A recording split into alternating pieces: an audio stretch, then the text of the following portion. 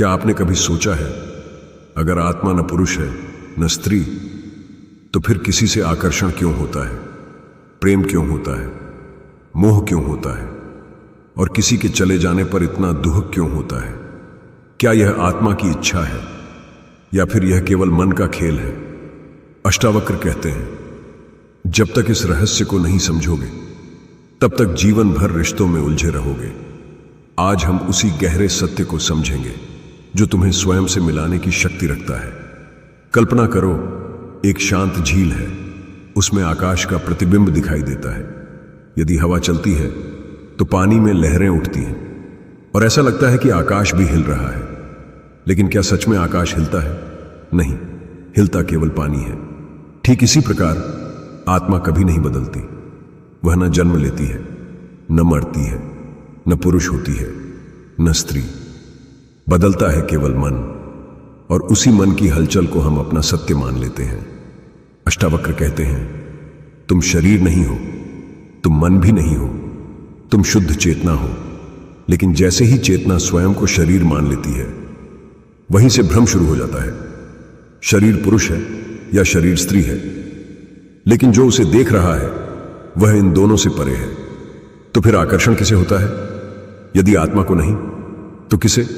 उत्तर है मन को। मन स्मृतियों का संग्रह है, इच्छाओं का घर है, वासनाओं का केंद्र है।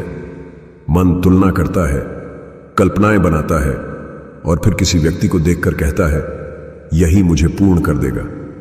यही सबसे बड़ा भ्रम जन्म लेता है, क्योंकि जो स्वयं पूर्ण है उसे पूर्ण होने के लिए किसी दूसरे की आवश्यकता नहीं होती। जरा ध्यान से देखो, जब कोई व्यक्ति तुम्हें अच्छा लगता है तो वास्तव में तुम्हें उसका शरीर पसंद आता है, उसका व्यवहार पसंद आता है, उसकी बातें पसंद आती हैं। लेकिन क्या इनमें से कोई भी चीज स्थायी है? यौवन बदल जाएगा, चेहरा बदल जाएगा, स्वभाव बदल सकता है, परिस्थितियां बदल जाएंगी। यदि प्रेम केवल इन चीजों पर आधारित है तो दुख निश्चित है। अष्टावक्र कहते हैं, जहां परिवर्तन है वहां स्थायी सुख नहीं हो सकता। फिर भी मन उसी परिवर्तनशील संसार से स्थायी खुशी मांगता रहता है। यही मोह है। मोह का अर्थ प्रेम नहीं है। मोह का अर्थ है जिसे खोने का डर हो, जिसके बिना स्वयं को अधूरा महसूस करो, जिससे अपनी पहचान जोड़ लो। वही मोह है। सच्चा प्रेम स्वतंत्र करता है, मोह बांधता है। प्रेम में शांति होती है, मोह में भय होता है। प्रेम में विश्वास होता है, मोह में अधिकार होता है।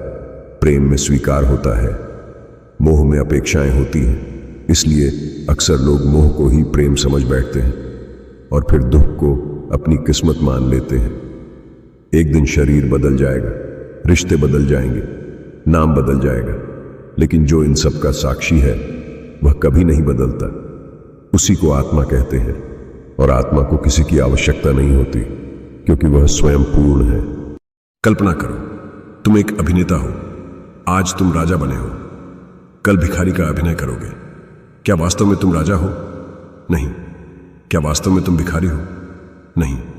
दोनों केवल भूमिकाएं हैं। इसी प्रकार पुरुष होना, स्त्री होना, पिता, माता, पति, पत्नी, ये सभी जीवन की भूमिकाएं हैं। लेकिन जो इन भूमिकाओं को निभा रहा है वह इन सब से परे है।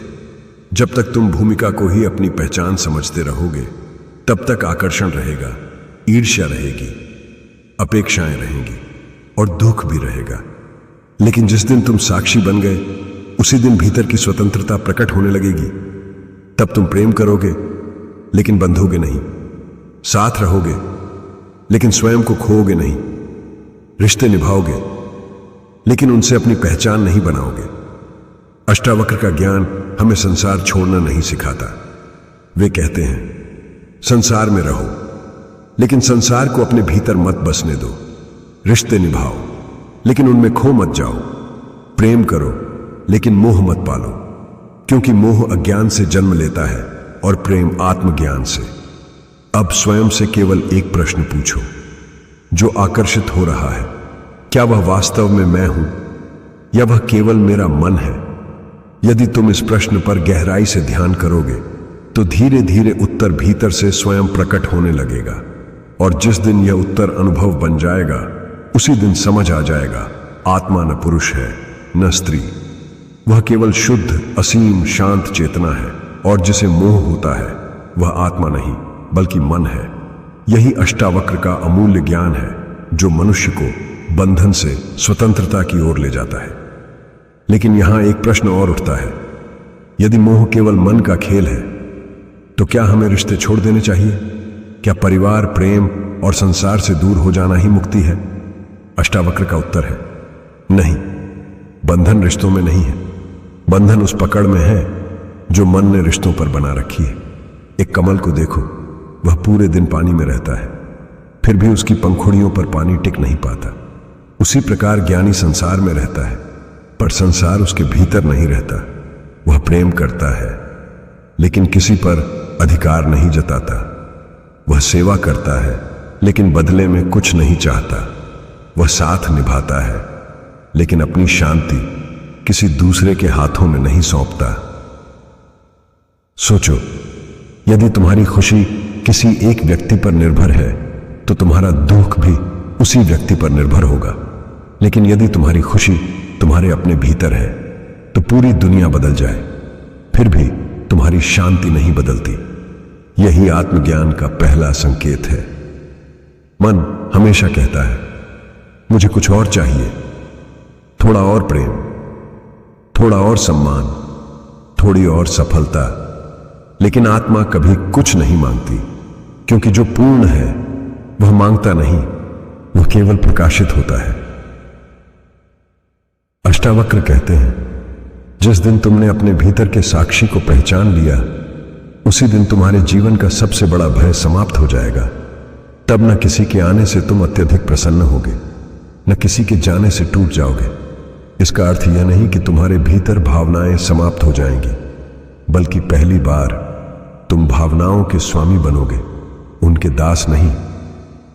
याद रखो, जिस प्रेम में स्वतंत्रता नहीं वह प्रेम नहीं, बंधन है। जिस प्रेम में भय हो वह प्रेम नहीं, मोह है। जिस प्रेम में स्वार्थ हो वह प्रेम नहीं, इच्छा है। और जिस प्रेम में केवल करुणा, स्वीकार और शांति हो वहीं आत्मा की झलक दिखाई देती है। आज से जब भी किसी के प्रति आकर्षण महसूस हो, अपने मन से केवल एक प्रश्न पूछना, क्या मैं इस व्यक्ति को प्रेम करता हूं या मैं अपने भीतर की किसी कमी को इससे भरना चाहता हूं? यदि उत्तर दूसरा है तो समझ लेना यह प्रेम नहीं, मोह है। अष्टावक्र का पूरा संदेश केवल एक वाक्य में समाया हुआ है, स्वयं को जानो। क्योंकि जिस दिन तुमने स्वयं को जान लिया उस दिन संसार वही रहेगा, रिश्ते वही रहेंगे, लोग वही रहेंगे, लेकिन उन्हें देखने वाली तुम्हारी दृष्टि बदल जाएगी। और जब दृष्टि बदल जाती है तभी जीवन बदलता है। इसलिए अगली बार जब मन कहे मैं उसके बिना अधूरा हूं, तो शांत होकर मुस्कुराना और स्वयं को याद दिलाना, मैं शरीर नहीं हूं, मैं मन नहीं हूं, मैं न पुरुष हूं न स्त्री, मैं शुद्ध असीम और साक्षी चेतना हूं। यही जानना सच्ची स्वतंत्रता है, यही अष्टावक्र का ज्ञान है, और यही वह सत्य है जो मनुष्य को मोह से मुक्त करके आत्मा की अनंत शांति तक पहुंचा देता है। यदि यह ज्ञान आपके भीतर कोई प्रश्न, कोई शांति या कोई नई दृष्टि जगाता है तो इसे केवल सुनकर आगे न बढ़े। कुछ क्षण मौन में बैठे और स्वयं से पूछें, मैं वास्तव में कौन हूं? शायद इसी प्रश्न में आपके जीवन का सबसे बड़ा उत्तर छिपा हो।